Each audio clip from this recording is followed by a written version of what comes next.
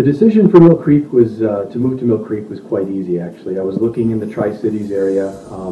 I was familiar with downtown Geneva. I love the downtown Geneva area, yet I was looking for something off the beaten path, something a little newer.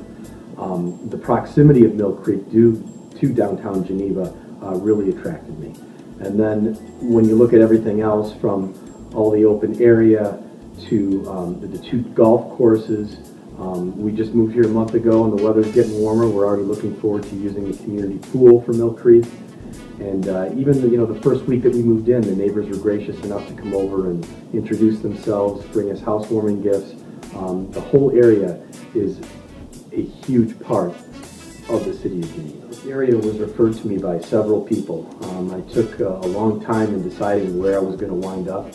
I relocated from Naperville, and I wanted to find something similar to that I already had. This area is very, very new. I like the location. I like the fact that a certain percentage of the land around here is undeveloped. So just taking walks with the kids, the whole neighborhood, the golf courses, is just fantastic. I love living here.